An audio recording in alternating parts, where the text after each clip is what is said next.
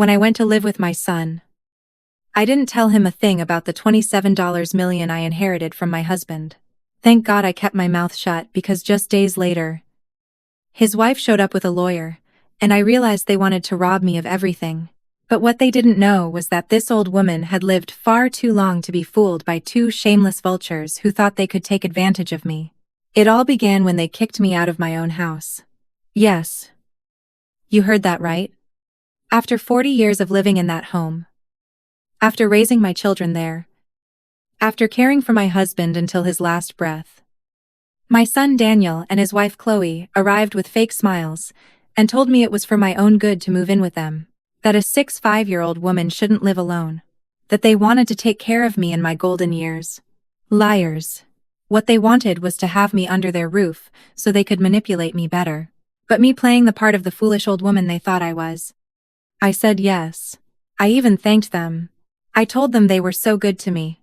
Because, you see, when you get to my age, and you learn that sometimes it's better to let them think you're clueless, it's better that they see you as a poor, confused old lady who doesn't understand a thing about what's happening around her. But the truth is, I understood everything. I understood why Chloe was so insistent that I come live with them right after my husband's funeral. I understood why they had suddenly become so affectionate towards me. I understood why Daniel, who barely visited once a month when his father was alive, now showed up every day, worried about my well-being. What they didn't understand was that I had changed. That my husband's death had not only left me a widow, but it had also left me with something else. Something neither of them could have ever imagined. Because my husband, that quiet man who worked at an import-export business, had kept a secret for all these years. A $27 million secret that only I knew about now. When the lawyer called me 3 weeks after the funeral, I thought it was a prank. Mrs. Eleanor, he said over the phone. Your husband left very specific instructions. There is a Swiss bank account that only you can access. The documents are in a safe deposit box that opens only with your fingerprint. At first, I didn't believe him. How was it possible that my husband had so much money hidden away? How could he have never said a word?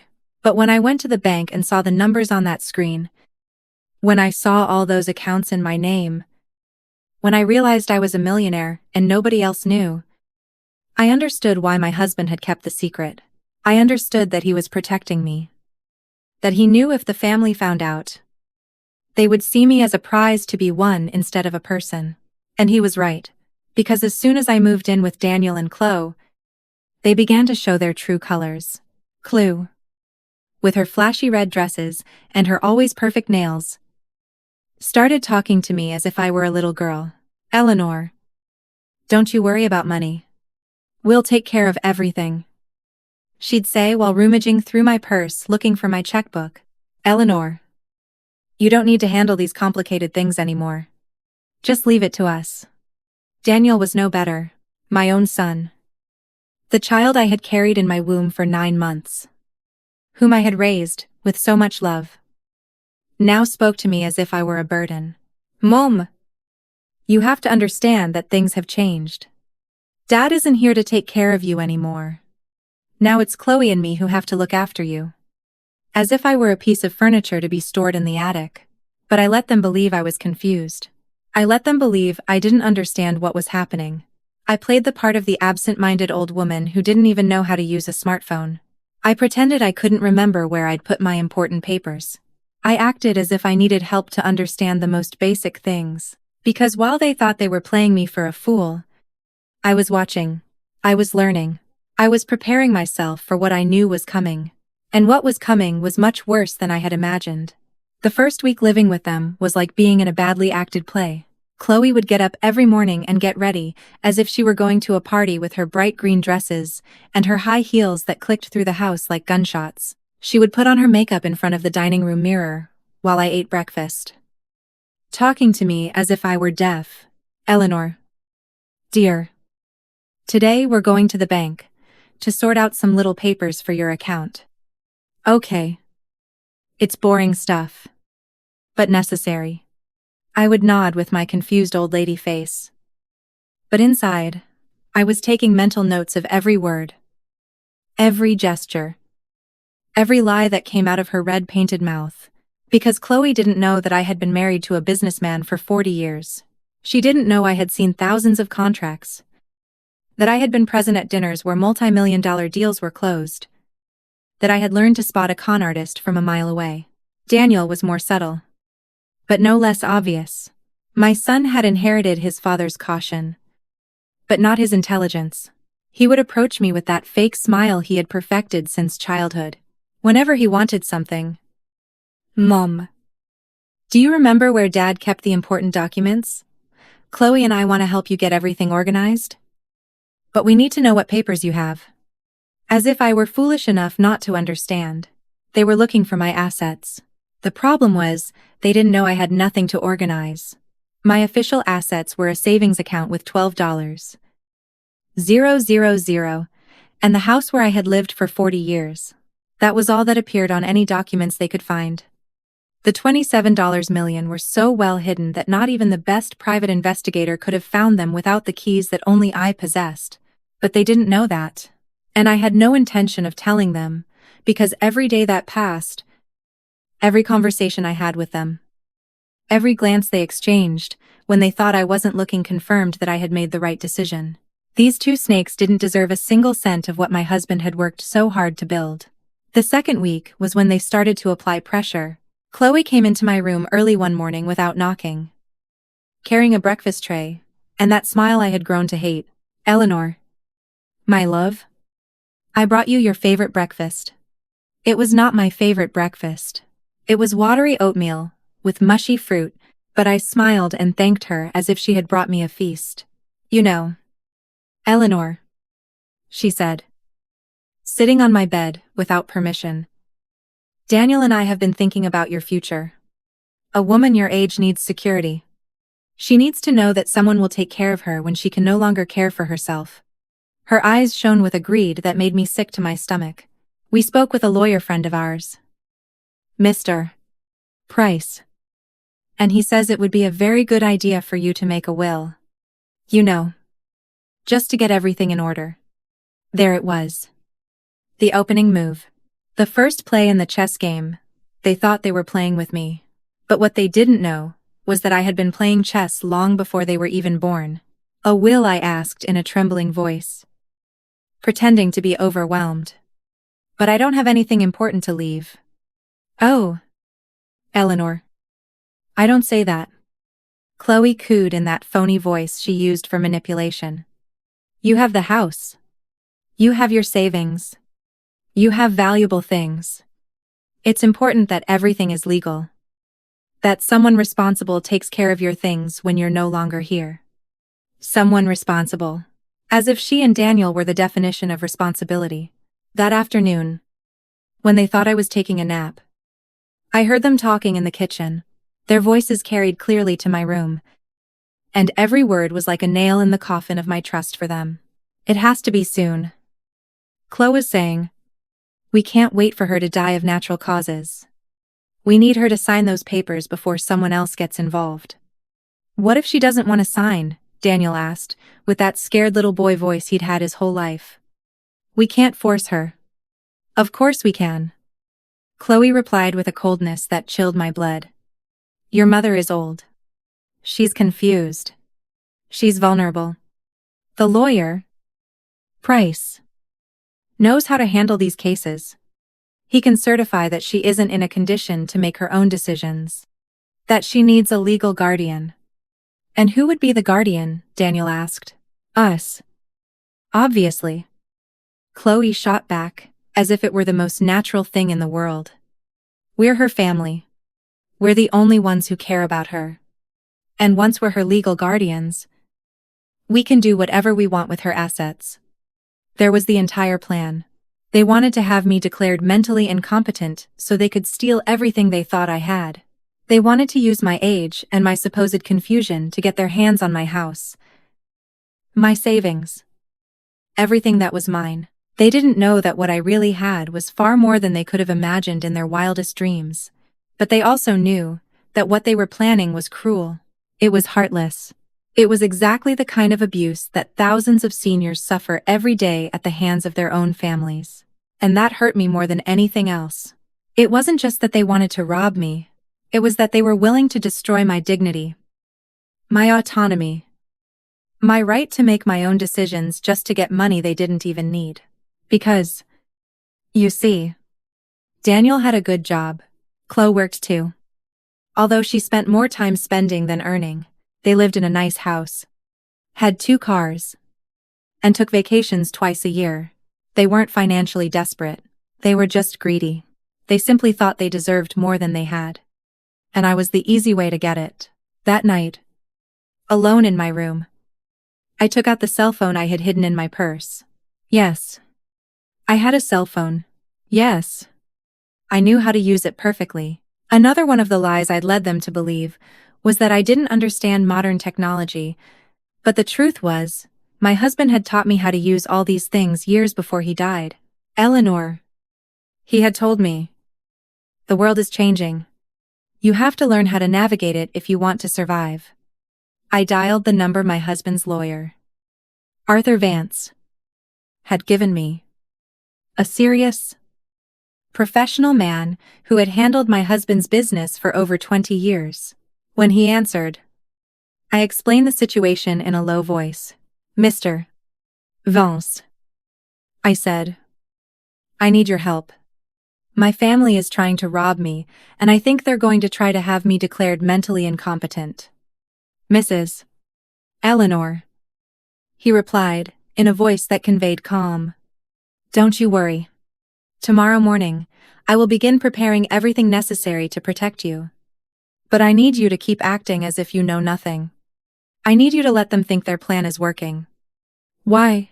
I asked. Because we are going to set a trap, he answered. A trap that will not only protect you, but will also ensure they pay for what they are trying to do. The next day, Arthur arrived at the house disguised as an insurance agent. Chloe greeted him at the door with that fake smile she reserved for strangers. Good morning, Ma'am, he said in a professional tone. I'm here to speak with Mrs. Eleanor about a life insurance policy her late husband took out some years ago. There are some benefits she may be able to claim. Chloe practically drooled when she heard the words, benefits and money.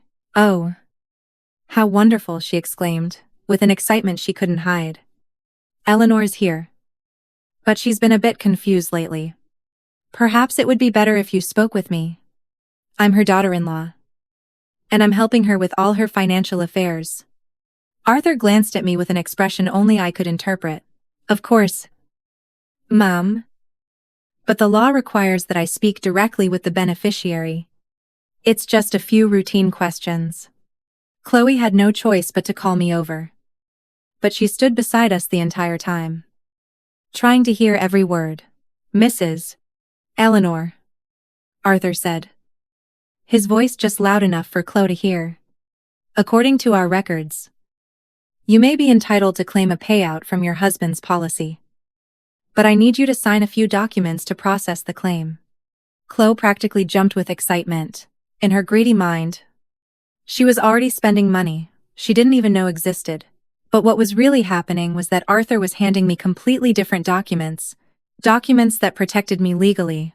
Documents that established I was of sound mind. Documents that appointed Arthur as my legal representative, in case anyone tried to have me declared incompetent. All of this while Chloe thought she was witnessing a golden opportunity to steal more money. How much money could it be? Chloe asked. Unable to contain herself. Her greed was so transparent. It was embarrassing. Well? Arthur replied with a smile I recognized as dangerous. It depends on several factors. We could be talking about a considerable sum. But first, we need to verify that Mrs. Eleanor is in a condition to make financial decisions for herself. That's when Chloe made her first big mistake. Oh. But Eleanor is perfectly fine, she said quickly. She can make her own decisions. Right. Eleanor. She had completely contradicted herself. She had just affirmed that I was of sound mind right after she had been planning to have me declared incompetent. Arthur left that day, leaving Chloe more excited than ever. But he also left me with a small recording device that looked like a hearing aid. Mrs. Eleanor, he had whispered while pretending to review my documents. This device will record everything they say near you. Keep it on at all times. We're going to need evidence of everything they're planning. That night at dinner, Chloe couldn't stop talking about the insurance. Eleanor, you're so lucky, she said, while cutting her steak with an aggression that made me think she was picturing something else. Your husband really cared for you. Although, of course, managing so much money can be complicated for a person your age. Maybe we should help you with that, too. Daniel nodded like the puppet he was. Mom, Chloe's right. We can help you invest that money. Make sure it's well taken care of. As if either of them knew a thing about investing, as if either of them had worked an honest day in their lives. I don't know, I replied in my most fragile voice. It's a lot of money. I'm not sure I can handle it alone. Of course. That was a lie. I had managed our household finances for 40 years. I had helped my husband with his business. I knew more about money than these two good-for-no combined. Exactly, Chloe said triumphantly. That's why you need our help. That's why you need someone responsible to take care of these things for you. There was that word again. Responsible. As if robbing an old woman was the height of responsibility. But what truly bothered me wasn't just their plan. It was the way they talked to me. It was the way they treated me like a little girl who didn't understand anything.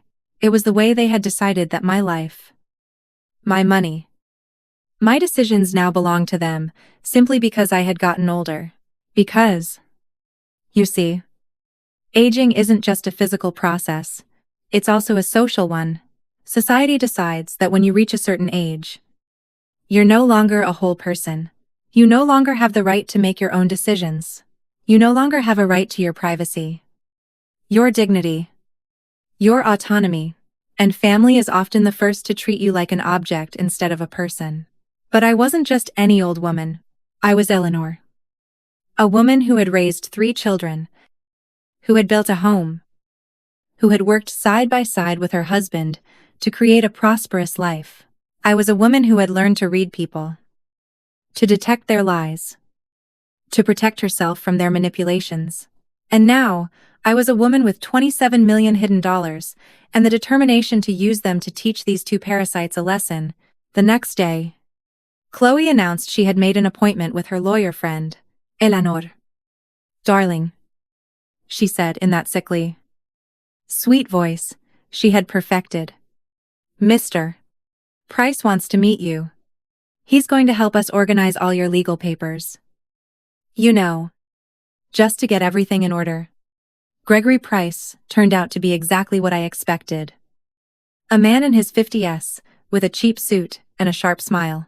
He had that way of speaking that tried to be professional, but couldn't hide his lack of ethics. Mrs. Eleanor, he said when he arrived at the house. It's a pleasure to meet you. Chloe has told me so much about you. I'm sure she has. I'm sure Chloe had told him exactly what he needed to know to do his dirty work. That I was a confused old woman with some money they could legally steal. Mrs. Eleanor, Price continued, pulling out a folder full of documents. I've prepared some papers that will simplify your life greatly. A power of attorney that allows your family to handle your financial affairs when you are unable to. A will that ensures your assets go to the people who have truly cared for you. And a few other documents that protect your future. Protect your future. As if robbing me was a form of protection. But I had been preparing for this moment. Arthur had explained exactly what would happen and how I should react. Mr. Price, I said in a trembling voice. These documents are very complicated. I'm not sure I understand them completely. Don't you worry. Mom? He replied with a condescension that made me want to throw up. I'll explain everything. Basically, these papers say that if you become ill or confused, Daniel and Chloe can make decisions for you. It's very common for people your age. People my age. as if being 65 was an intellectual death sentence, but I continued to feign confusion. What if I don't want them to make decisions for me? What if I can still think for myself? Price exchanged a look with Chloe.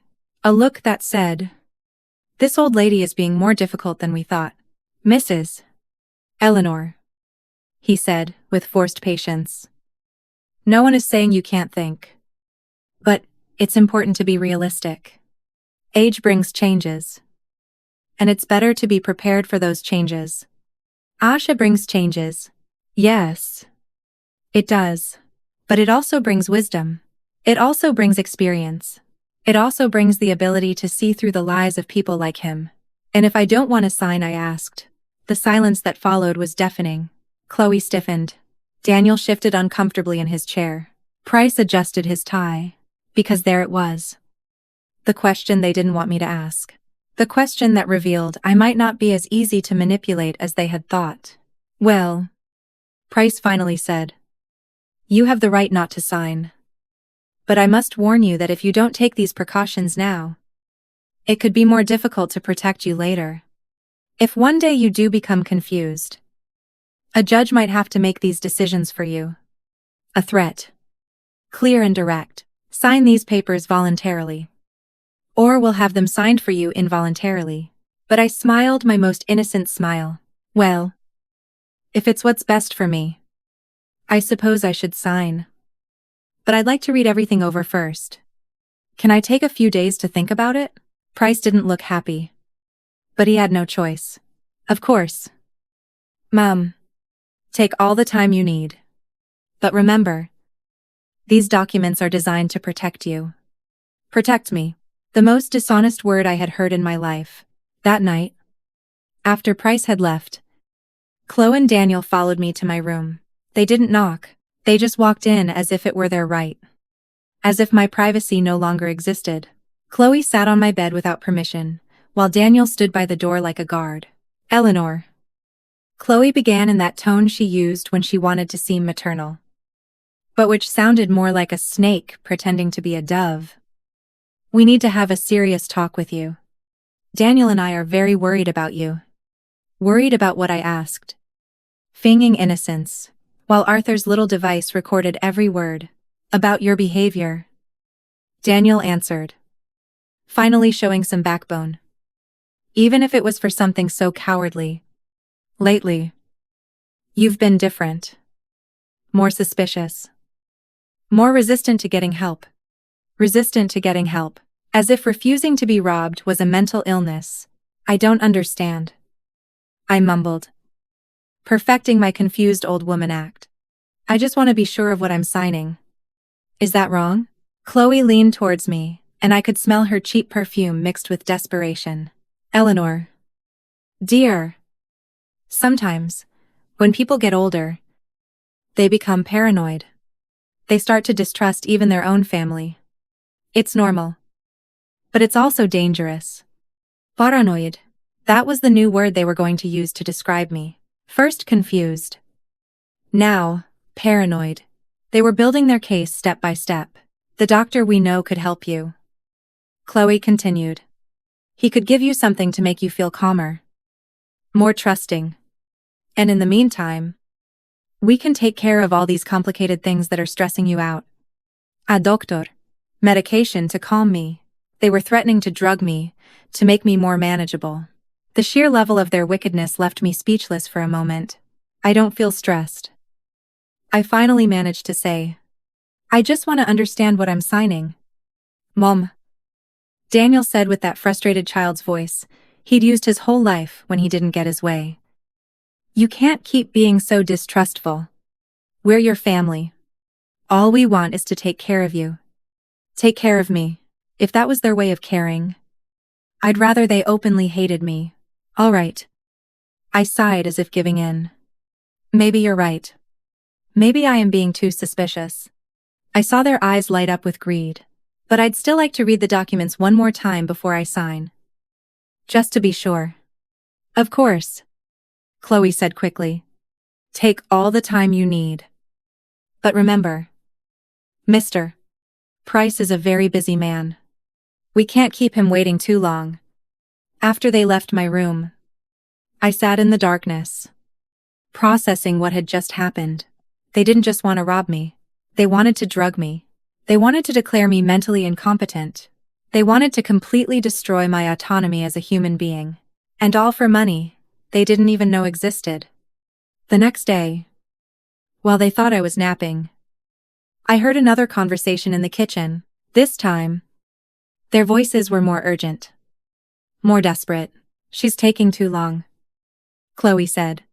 "Price says the more time we give her to think, the more dangerous it is. Old people talk. She could tell someone about the documents." "So?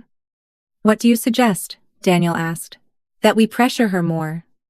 Make her feel guilty for not trusting us. And if that doesn't work?" There was a long pause. "Price knows a doctor who can certify that she's not fit to make decisions. We don't need her consent if a doctor says she's incapacitated." "But isn't that illegal?" Daniel asked in a voice that showed he knew perfectly well that it was. "Only if someone finds out," Chloe replied with a coldness that made me tremble. "And who's gonna find out? Eleanor doesn't have any other relatives who visit her. She doesn't have friends who come to see her. It's just us, and we're going to take very good care of her in her new condition." Her new condition. They wanted to make me a prisoner in my own life. They wanted to steal not only my money, but my freedom, my dignity, my right to exist as a whole person. But what they didn't know was that I wasn't as alone as they thought. Arthur had been very busy for the past few days. Not only had he prepared my legal defenses, but he had also hired a private investigator to follow Chloe and Price. What they had discovered was fascinating. It turned out this wasn't the first time Price had helped families manage the affairs of their elderly relatives. He had a pattern. He would find families with seniors who had some money and convince them they needed legal protection. Then, along with corrupt doctors, he would have the seniors declared incompetent and take a percentage of the stolen assets. Chloe wasn't so innocent either. Before marrying Daniel, she had been married to another older man. A man who had died mysteriously after signing a will that left everything to her. The official investigation had concluded it was natural causes, but the circumstances were suspicious. My daughter-in-law wasn't just a thief. She was potentially a murderer. That information changed everything. It was no longer just a matter of protecting my money. It was a matter of protecting my life. Arthur came to visit the next day. This time, disguised as a government social worker. "Mrs. Eleanor," he said loudly, as Chloe listened from the kitchen. "We're doing a routine check to ensure that the senior citizens in our area are receiving proper care." Chloe appeared immediately. Her fakest smile plastered on her face. "How wonderful that the government cares so much about the elderly," she exclaimed. "Eleanor is very well cared for here. We make sure she has everything she needs." "Excellent," Arthur replied. "But I need to speak with Mrs. Eleanor alone. It's standard protocol. Just a few routine questions about her well-being." Chloe didn't look happy, but she couldn't refuse without looking suspicious. "Of course," she said through clenched teeth. "I'll be in the kitchen if you need anything." Once we were alone, Arthur spoke in a low voice, but loud enough for the recording device to capture everything. "Mrs. Eleanor, do you feel safe in this house? Has anyone pressured you to sign documents you don't understand? Has anyone threatened you in any way?" I responded in my clearest and strongest voice, establishing for the recording that I was completely lucid. "Yes. I feel pressured. My daughter-in-law and my son want me to sign documents that would take away my control over my own decisions. They have also threatened to have me declared mentally incompetent if I don't cooperate." "And do you consider yourself to be mentally competent?" Arthur asked.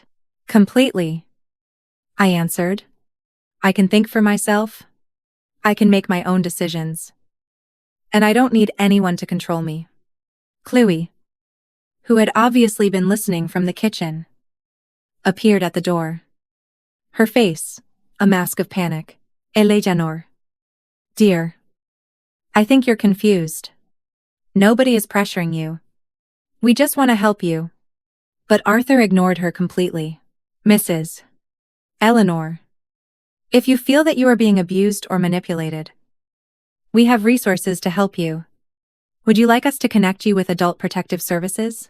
Yes, I replied firmly. I would like that very much. Chloe turned pale. Her perfect plan was crumbling right before her eyes. And there was nothing she could do to stop it without looking exactly like what she was. An abuser trying to silence her victim. But I knew this was only the beginning. Chloe wasn't going to give up that easily. And when desperate people feel cornered, they are capable of anything. Even murder. That night, Chloe and Daniel didn't come to dinner. I heard them whispering in their room for hours. And though I couldn't make out all the words, the tone was one of pure desperation. Their perfect plan was falling apart. And they knew it. But what they didn't know was that I had been taking apart plans long before they were born. At 20 inches the morning, I heard footsteps in the hallway, footsteps heading toward my room. I pretended to be asleep, but kept my eyes cracked open. Chloe slipped in silently, holding something in her hand. She approached my nightstand, where I kept my glass of water, and poured something into it. A white powder that dissolved immediately. My own daughter-in-law was trying to drug me, but I had been expecting exactly this. Arthur had warned me that when abusers feel cornered, they escalate their violence. He had given me placebo pills to swap for any medication they tried to give me, and had taught me how to fiend the effects of drugs without actually being drugged. The next day, when they brought me breakfast with my special glass of water, I drank it all in front of them. I saw the satisfaction in Chloe's eyes as she thought her plan was working. Half an hour later, I began to act confused and drowsy. Eleanor, are you feeling all right? Chloe asked with a fake concern that nauseated me. I feel strange, I mumbled, slurring my words, as if I were in a fog. Oh, you poor thing, Chloe said, but her eyes were shining with triumph. It must be the stress of all these legal matters. Why don't you get some more rest? But instead of resting, I pretended to be more confused than usual. I started saying nonsensical things, seeming disoriented, acting exactly as they wanted me to act. And while I played my part of the drugged old woman, they played theirs of concerned relatives. Daniel, Chloe said loudly, clearly for my benefit. I think we need to call the doctor. Eleanor isn't well. Look at her. She's completely out of it. The doctor arrived that same afternoon. Dr. Ivan Shepard. A 60-year-old man with a face that looked like it had never smiled in his life. He was obviously the corrupt doctor Arthur had warned me about. The one who was going to certify that I was mentally incapacitated. Mrs. Eleanor, he said in a voice that tried to be kind, but sounded more like an undertaker's. Your family is very worried about you. They say you've been confused, disoriented. How are you feeling? I don't know, I mumbled, faking the drug's effect. Everything's blurry. I can't think straight. I see, the doctor said, taking notes in a pad. Do you know what day it is today? Tuesday, I answered, though it was Friday. Do you know where you are? At the house of. I trailed off, looking around as if I didn't recognize the place. The doctor exchanged a meaningful look with Chloe. Mrs. Eleanor, I'm afraid you are experiencing severe cognitive decline. It's common in people your age, especially after traumatic events like the death of a spouse. Siev condemned me to a life of legal slavery. If this plan worked, what does that mean? Daniel asked, pretending not to know exactly what it meant. It means Mrs. Eleanor is no longer in a condition to make important decisions for herself, the doctor explained. She needs a legal guardian to handle her financial and medical affairs. Fortunately, you as her family can assume that responsibility. It's a very difficult decision, Chloe said, feigning being overwhelmed. But if it's what's best for Eleanor, it is definitely for the best. The doctor confirmed. I can certify her mental incapacity. And you can proceed with the corresponding legal paperwork. There it was. The trap sprung. They had drugged me. Brought in a corrupt doctor to certify. I was insane. And now they were going to steal everything they thought I had. All legal. All official. All perfectly planned. Except for one small detail they didn't know about. Arthur had been recording the entire conversation from outside the house. He had professional surveillance equipment that had captured every word. Every admission of guilt. Every step of their criminal plan. And he wasn't alone. Because while they believed they were closing their trap, mine was just opening. Doctor. I said suddenly, in a voice that was completely clear and lucid. Could you repeat that? You said you're going to certify that I'm mentally incapacitated. The silence that followed was absolute. The doctor turned white. Chloe's jaw dropped. Daniel looked like he was about to faint. Eleanor. Chloe stammered. I thought you were confused. Oh. I'm perfectly clear. I replied, standing up with an energy that froze them all. I'm so clear that I've just recorded this entire conversation. I'm so clear that I've been pretending to be drugged all morning. And I'm so clear on exactly what the three of you have been planning. The doctor tried to get up and leave. But at that moment, the front door opened. In walked Arthur. 2 police officers. And a detective who had been investigating Dr. Shepard's operations. Nobody move. The detective said. You are all under arrest for conspiracy to commit fraud. Elder abuse. And attempted kidnapping. Chloe turned to me with a fury that finally showed her true face. You damned old witch. You set us up. That's right. I replied with a smile. I had been saving for weeks. I set you up. Just like you set me up. The difference is my trap worked. As the police cuffed them, Chloe kept screaming, You can't arrest us. We were just trying to take care of her. She's crazy. Mom? The detective told her with professional patience. We have recordings of you planning to drug Mrs. Eleanor. Of you conspiring with a doctor to have her falsely declared incompetent. And of you threatening to use force if she didn't cooperate. That's not care. That's criminal abuse. Daniel, my own son, looked at me with a mixture of hatred and desperation. Mom, how could you do this to us? We're your family. That's precisely why it hurts so much. I answered. Because when your own family betrays you, when your own son decides you're worth more dead than alive, when the woman you brought into my home tries to poison me, that's not family. That's the enemy. Dr. Shepard tried to negotiate. Mrs. Eleanor. This is a misunderstanding. I was only trying to help.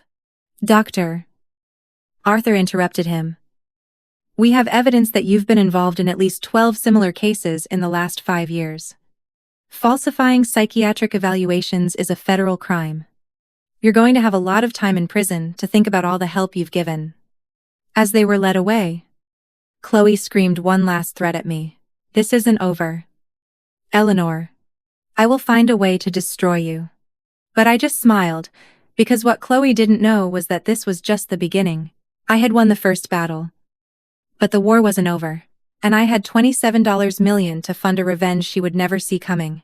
When they were finally gone, I was left alone in the house with Arthur. Mrs. Eleanor, he said with admiration. That was brilliant. But are you sure you want to continue? We've caught them. They're under arrest. Arthur, I replied.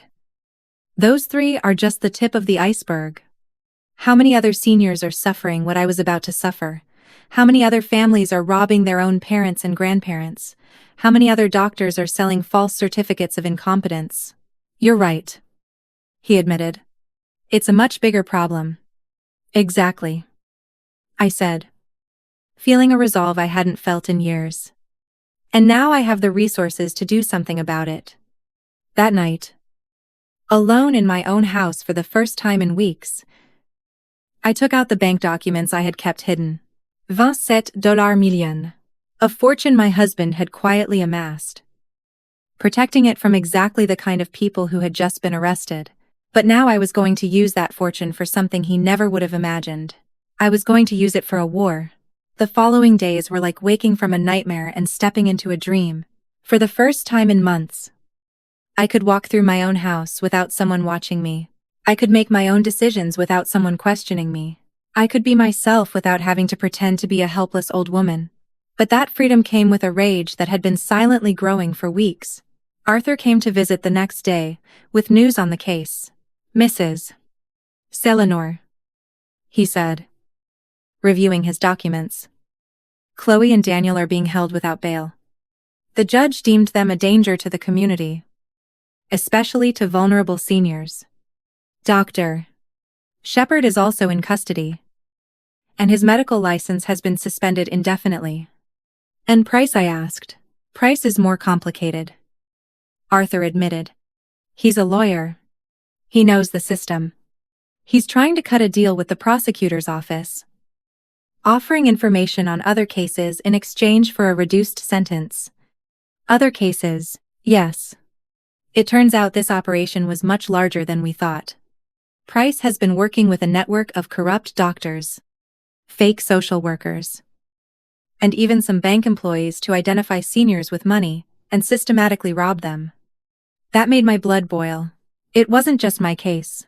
It was a criminal enterprise that had been destroying the lives of dozens, perhaps hundreds, of older people. How many victims, I asked. So far, we've identified at least 40 cases in the last 3 years. But we believe there are many more. Arthur looked at me with a serious expression. Mrs. Eleanor, you were lucky. You had the resources and the intelligence to fight back. But many of these victims weren't so fortunate. They lost everything. Their homes, their savings, their freedom. Some were put into institutions against their will. Others simply disappeared. Disappeared. The word hit me like a punch to the gut. You mean they were killed? We can't prove it yet, Arthur answered carefully. But there are several suspicious deaths. Seniors who died shortly after signing wills that benefited people they barely knew.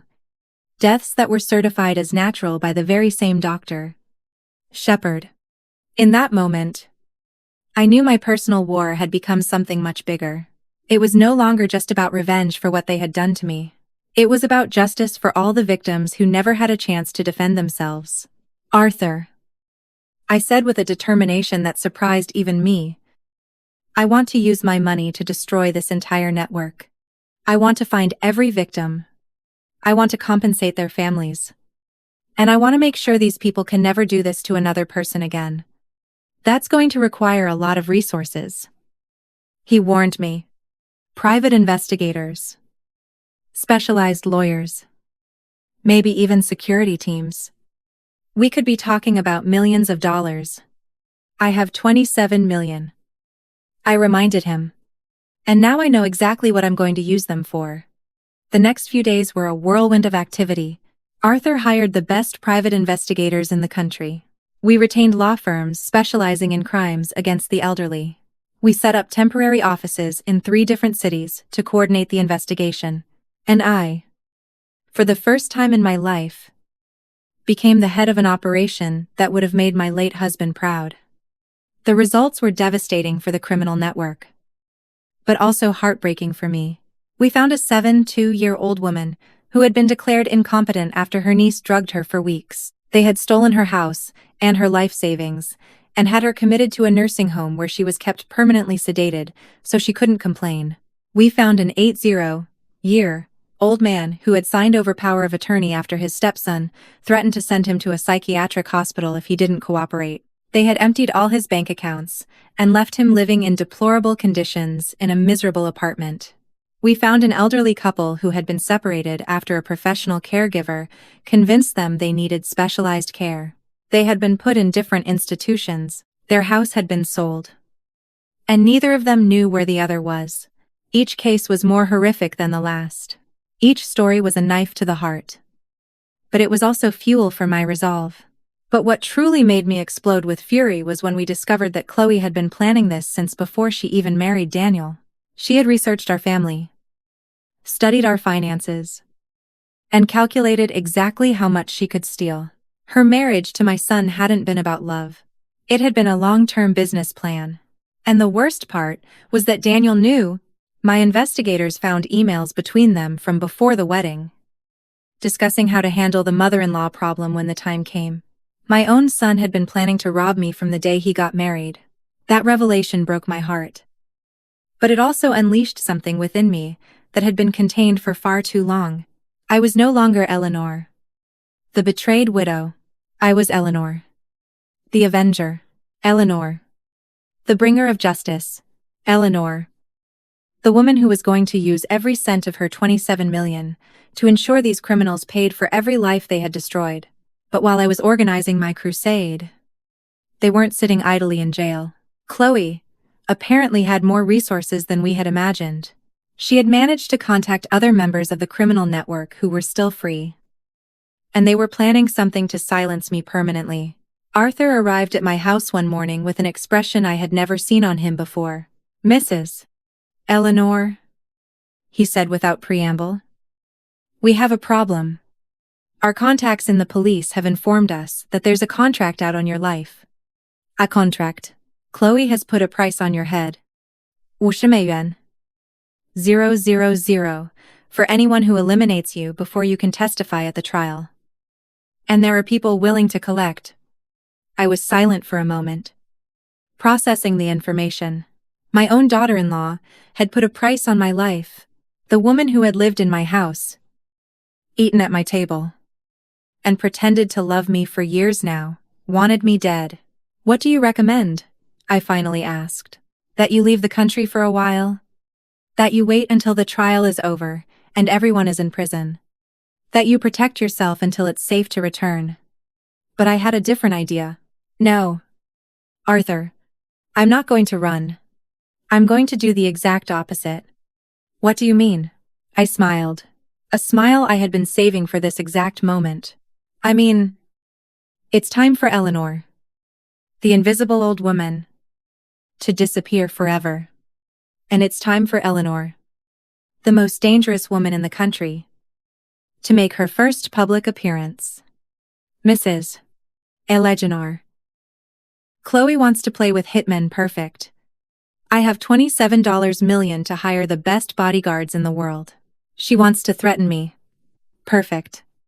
I'm going to use those threats to generate national publicity about elder abuse. She wants to silence me. Perfect. I'm going to speak so loudly that the entire country will hear me." Arthur looked at me with a mixture of admiration and terror. "Are you sure about this, Arthur?" I said, feeling more powerful than I had in my entire life. "I have spent 65 years being invisible. I have spent 65 years letting others make the important decisions. I have spent 65 years being the quiet woman who doesn't bother anyone. And now I have the money, the motivation, and the fury to change the world. And the first thing I'm going to change is the fate of those who dared to threaten my life." It was time for the world to meet the real Eleanor. The transformation began that very afternoon. I hired the best stylists in the city. Not to look younger, but to look more powerful. I traded my discreet gray dresses for elegant pantsuits in colors that demanded respect. I hired a security team that had protected politicians and celebrities, and most importantly, I hired the best public relations agency in the country. Mrs.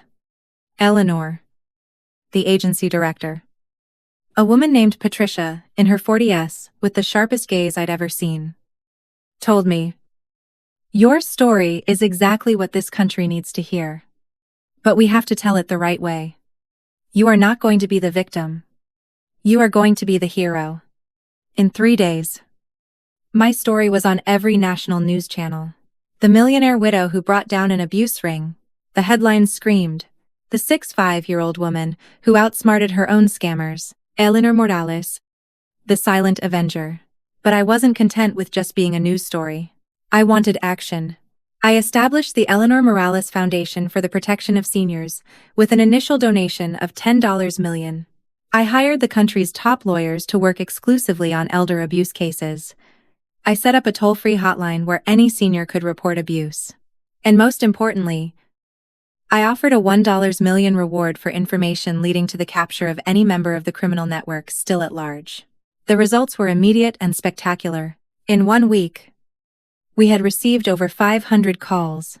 In 2 weeks, we had identified 12 more members of the network. In 1 month, we had freed 8 seniors who were being held in institutions against their will. But what truly filled me with satisfaction was seeing Chloe's reaction when she found out what I was doing. Arthur came to see me with a recording of a phone call Chloe had made from jail. He had obtained it legally. Of course. Her lawyer had authorized the recording as part of plea negotiations.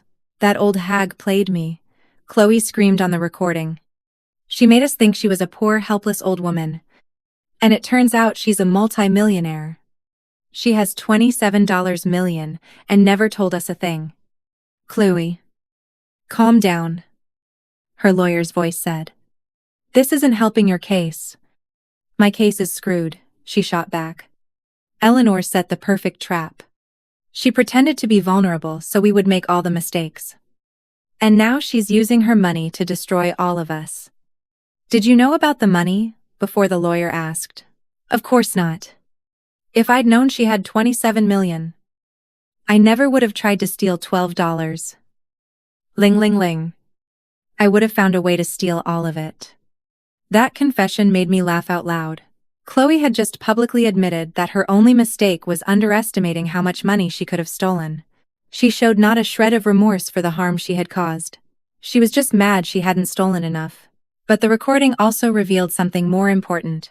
Chloe mentioned the names of other network members we hadn't yet identified. Names of people who were still free, and still victimizing other seniors. Arthur, I said after listening to the recording, I want you to use that information to find every one of those people. And I want you to let them know we're looking for them. What do you mean? I want them to know that Eleanor Morales is hunting them. I want them to know I have unlimited resources and absolute determination. I want them to be afraid. And it worked. In the following weeks, 3 more members of the network turned themselves in, hoping to cut deals with the prosecution. 2 others were arrested trying to flee the country. And 1, a doctor who had been falsifying death certificates to cover up murders.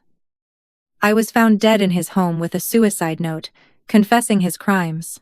The case had become the biggest national scandal of the year. Every news outlet was talking about the elder abuse ring and the vengeance of Eleanor Morales. Politicians from both parties were competing to see who could pass the strictest laws against elder abuse. And I had become the public face of a cause that affected millions of people. But the most satisfying moment of all was when I received a call from the prison. Daniel wanted to talk to me. Mom, he said, his voice cracking. When we finally met in the visitor's room, I'm so sorry. I didn't know things would go this far. I looked at him through the reinforced glass. This 5-year-old man who had come from my body and had chosen to betray me in the cruelest way possible. What exactly are you sorry for? Daniel, are you sorry for trying to rob me, or are you sorry you got caught? I'm sorry for everything, he replied, and for the first time in years, I saw real tears in his eyes. I'm sorry I betrayed you. I'm sorry I let Chloe convince me to do something so horrible. I'm sorry I wasn't the son you deserved. And what do you want me to do with that? I asked. I want you to forgive me, he said. I know I don't deserve it. But you're my mother. You're the only family I have. I was silent for a long moment, studying his face, searching for any sign of the sincerity I had known when he was a boy. Searching for some hope that the son I had raised still existed somewhere inside this stranger. Daniel, I said finally, I'm going to ask you a question. And I want you to answer with complete honesty. If I hadn't discovered your plan, if you had succeeded in having me declared incompetent and stealing my money, what would you have done with me afterward? He lowered his head. We would have taken care of you. Liar. I cut him off. What would you have done with me afterward? A long silence. Very long. We would have put you in a home somewhere.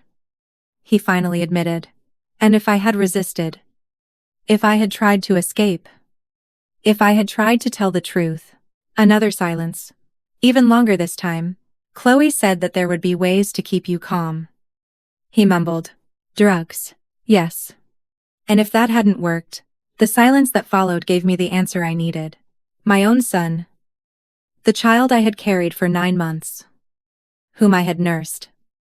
Whom I had cared for when he was sick. Whom I had helped with his homework for years. I would have had me killed for money. I understand you perfectly. I said. Standing up. And now you understand this. You no longer have a mother. Eleanor Morales. The woman who raised you. Died. The day you decided to betray her. The woman you're looking at now is someone completely different. Someone who has no children. Someone who has no family. Someone who dedicates her life to protecting the innocent from people like you. Mom. Please. I am not your mom. I said with a coldness that surprised me. I am Eleanor Morales. The woman who made sure you and your wife will spend the rest of your lives in prison. And when you get out, if you ever get out, you will find there is no place in this world where you can hide from the consequences of what you did. I walked out of that prison, knowing I had closed a chapter of my life forever. I was no longer the betrayed mother seeking justice. I was something far more powerful and far more dangerous. I was a woman with nothing left to lose, and $27 million to see that justice was done. 6 months later, my foundation had grown into the most powerful organization in the country, in the fight against elder abuse. We had rescued over 200 seniors from abusive situations. We had gotten 53 criminals arrested. We had successfully lobbied Congress to pass the Eleanor Morales Act, which stiffened penalties for financial abuse of seniors, and created a national protection system. But what gave me the most satisfaction was knowing my name had become a nightmare for every abuser in the country. Whenever someone tried to take advantage of an elderly person, the victim or their relatives would say, "I'm going to call Eleanor Morales." And that threat was enough to make most criminals back down. My main office was in a 10-story building I had bought in the city center. From my office on the top floor, I could see the entire city that had once seen me as an invisible old woman. Now they saw me as a force of nature. Mrs. Eleanor. Patricia said as we reviewed the results of our latest campaign. We have an interview scheduled with 60 Minutes next week. They want to do a special on your work and the impact it's had across the country. Perfect? I replied. Any news on the trial? Yes. Chloe and Daniel were sentenced this morning. He received 15 years for conspiracy, fraud, and elder abuse. She received 25 years for the same charges. Plus, attempted murder for the drugs she put in your drink. 25 years. Chloe would be almost 70 when she got out of prison. If she even lived that long, she would be an old woman, just like the victims she had abused. There was a poetic justice in that which filled me with satisfaction. And Dr. Shepard, 30 years. And his medical license has been permanently revoked. He will never practice medicine again. Price, 12 years. His cooperation with the DA's office helped him. But not much. He also lost his license to practice law. 40 years of my life had been built on trust, that these people had tried to shatter. In return, I had taken the rest of their lives. It seemed like a fair trade. That afternoon, while reviewing new cases that had arrived at the foundation, I received a call that changed my life once again. Eleanor Morales, a female voice I didn't recognize, asked. Yes. How can I help you? My name is Isabella Vargas. I'm an investigative journalist. I've been following your case and the work of your foundation. And there's something I think you should know. What is it? Your husband, Mr. Morales.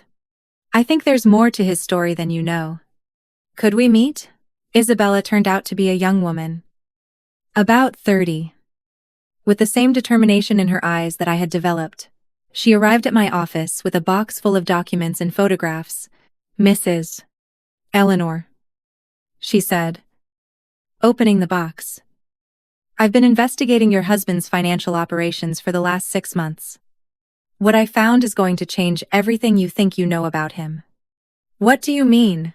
Your husband didn't just have $27 million hidden, she said, pulling out bank statements I had never seen. He had over $80 million spread across banks, in 12 different countries. I was speechless. $80 million. My husband had been far wealthier than I had ever imagined. But that's not all. Isabella continued. These funds didn't just come from his import-export business. They came from something much more interesting. She showed me photographs of my husband meeting with men I didn't recognize. Documents showing money transfers from organizations I'd never heard of. And travel records to countries he had never told me he visited. Mrs. Eleanor, Isabella said with a gravity that frightened me. Your husband was what we call a financial vigilante. He used his import-export company as a front to investigate and dismantle organized crime networks. The money he left you wasn't just his. It was money he had confiscated from criminals over the years. Are you saying my husband was some kind of vigilante? Exactly. And the $27 million you received was just a small part of a much larger fund he had established to continue his work after his death. Isabella pulled out more documents. There's a letter. Mrs. Eleanor. A letter he wrote for you, which was only to be delivered if you proved you were worthy of continuing his mission. Worthy how? By using the money he left you to fight against injustice. Protecting the innocent. Destroying the criminals who prey on the weak. Isabella smiled at me. I think you've more than proven that. She handed me a sealed envelope with my name written in my husband's handwriting. With trembling hands, I opened it and began to read. My dearest Eleanor, if you are reading this letter, it means you have proven to be the extraordinary woman I always knew you were. The $27 million was a test. The true resources are waiting for you in the account whose number you will find at the end of this letter. Use them to continue the war, I began. Use them to protect those who cannot protect themselves. Use them to be the hero this world needs. With all my love and admiration, your husband, who knew you better than you knew yourself. At the end of the letter was a bank account number and access codes that gave me control over an additional $80 million. Isabella, I said when I finished reading. This is real. Completely real. Your husband had been planning this for years. He knew that one day someone would try to take advantage of you. And he knew that when that happened, you would find the strength to fight back. What he didn't expect was that you would become something far more powerful than he ever was. I sat in silence for several minutes, processing the information. My husband hadn't just left me money. He had left me a legacy. A mission. A war to continue. What are you going to do now? Isabella asked. I smiled. A smile that would have terrified Chloe if she had seen it. I'm going to use every cent of this $17 million to turn this country into a place where no one ever again can take advantage of an elderly person. And after that, I'm going to expand the operation internationally. I'm going to create a global network of protection for seniors. I'm going to use the contacts my husband left behind to hunt down criminals on every continent. Aren't you afraid that's a lot of power for one person? Isabella, I said, standing up and walking to the window from which I could see the entire city. For 65 years, I was invisible. For 65 years, I let others make the important decisions. For 65 years, I was the quiet woman who didn't bother anyone. And now I'm Eleanor Morales. I have $17 million. An international foundation. And the absolute determination to protect every senior in the world. I turned back to her with a smile that held all the fury and all the justice I had accumulated for months. And any criminal who dares to touch an elderly person is going to find out that some bites are fatal. 5 years later, the name Eleanor Morales was known around the world. Not as the old woman who had been a victim of abuse, But as the woman who had completely transformed how society protected its senior citizens, my foundation operated in 37 countries. We had rescued over 5,000 seniors from abusive situations. We had secured the arrest and prosecution of over 2,000 criminals. And we had successfully lobbied 18 countries to pass stricter laws against elder abuse. But what made me proudest was the network of Eleanor's watchdogs that had formed organically. They were seniors from all over the world who had learned to defend themselves, who had developed mutual support systems, who no longer accepted being treated like second-class citizens. We had created a quiet revolution of empowered older people. My office now occupied 3 buildings in the city center. I had a team of over 500 employees working on abuse cases around the globe. And I had established a $1 billion endowment fund that guaranteed this work would continue long after I was gone. That morning, like every morning for the past 5 years, I started my day by reviewing reports of new cases, but there was one that particularly caught my eye. Patricia, I said to my director of operations, "This case from Mexico. What do you know about it? It's similar to what happened to you." She replied, "A 70-year-old woman whose family is trying to have her declared incompetent to steal her pension and her house. But there's something different about this case." "What?" "The woman's name is Maria Gonzalez. And when her family started pressuring her, she told them, 'I know Eleanor Morales, and she is going to come for you.'" I laughed. "Does she actually know me?" "No. But apparently she saw one of your television interviews and learned your tactics. She's been pretending to be confused while recording all of her family's conversations. She already has enough evidence to have 3 people arrested. Send a team to Mexico," I ordered, "and make sure Maria receives all the legal support she needs." "They're already on their way," Patricia replied with a smile. "And there's something else you should know." "What is it?" "Chloe got out of prison last week." That made me pause. Chloe had served 5 years of her 2 5-year sentence due to a successful appeal and good behavior. I knew this day would come. But I didn't expect to feel anything. Not fear, not anger, not worry, just a kind of cold curiosity. "My dearest Eleanor, if you are reading this letter, it means you have proven to be the extraordinary woman I always knew you were. The $27 million was a test. The true resources are waiting for you in the account whose number you will find at the end of this letter. Use them to continue the war I began. Use them to protect those who cannot protect themselves. Use them to be the hero this world needs. With all my love and admiration, your husband, who knew you better than you knew yourself." At the end of the letter was a bank account number and access codes that gave me control over an additional $80 million. "Isabella," I said when I finished reading, "this is real, completely real. Your husband had been planning this for years. He knew that one day someone would try to take advantage of you. And he knew that when that happened, you would find the strength to fight back. What he didn't expect was that you would become something far more powerful than he ever was." I sat in silence for several minutes, processing the information. My husband hadn't just left me money, he had left me a legacy. A mission. A war to continue. "What are you going to do now?" Isabella asked. I smiled. A smile that would have terrified Chloe if she had seen it. "I'm going to use every cent of this $17 million to turn this country into a place where no one ever again can take advantage of an elderly person. And after that, I'm going to expand the operation internationally.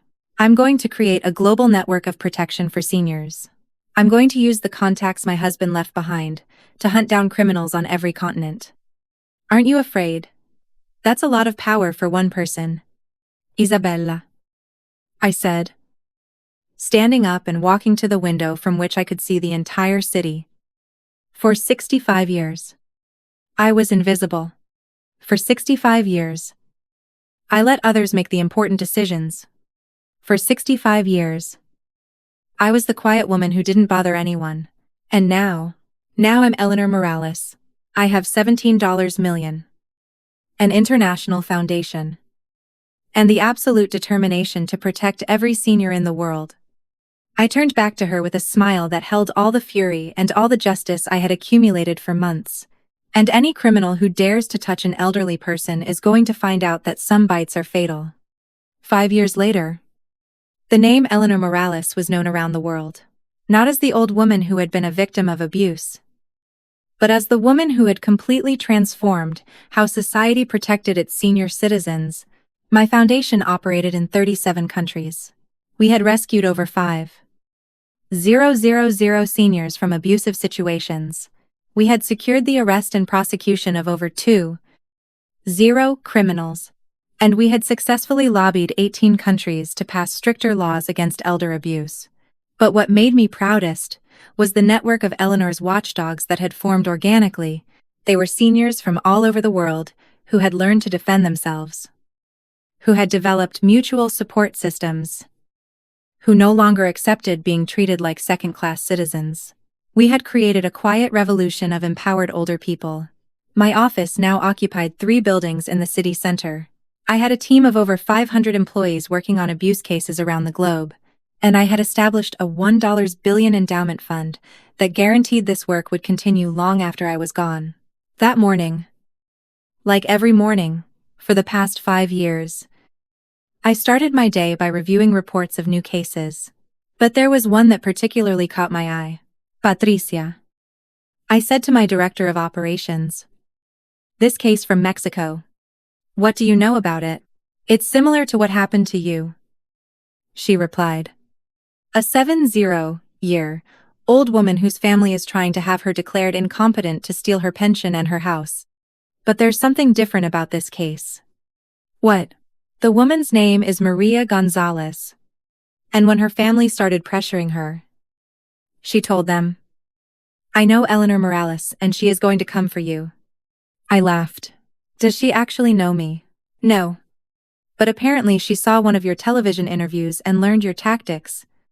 She's been pretending to be confused while recording all of her family's conversations. She already has enough evidence to have 3 people arrested. Send a team to Mexico, I ordered. And make sure Maria receives all the legal support she needs. They're already on their way, Patricia replied with a smile. And there's something else you should know. What is it? Chloe got out of prison last week. That made me pause. Chloe had served 5 years of her 2 5-year sentence, due to a successful appeal and good behavior. I knew this day would come. But I didn't expect to feel anything. Not fear. Not anger. Not worry. Just a kind of cold curiosity. Do you know where she is? I asked. Our investigators have been following her. She's living in a small apartment, in a poor part of the city. Works at a convenience store. Lives alone. She seems broken. Broken how? Emotionally. Physically. Financially. The 5 years in prison were not kind to her. And it seems she found out what you became while she was inside. Apparently, some of the other inmates psychologically tortured her, constantly reminding her that the woman she tried to rob was now one of the most powerful people in the country. That afternoon, for the first time in 5 years, I did something impulsive. I told my driver to take me to the convenience store where Chloe worked. I found her behind the counter wearing a cheap uniform and an expression of mortal boredom. The 5 years in prison had aged her 20 years. Her hair, once always perfectly coiffed, was now gray and lifeless. Her face, once shining with arrogance and greed, now looked sunken and hopeless. She didn't recognize me at first. I had changed as much as she had. But in the opposite direction, I was wearing a custom-tailored suit that cost more than she made in a year. My hair was perfectly styled by the city's top stylist. I wore jewelry worth more than the house she had once lived in. But when our eyes met, I saw the exact moment she realized who I was. Eleanor, she whispered, her face turning deathly pale. Hello. Clue, I replied, my voice as calm as a winter lake. W. What are you doing here? She stammered.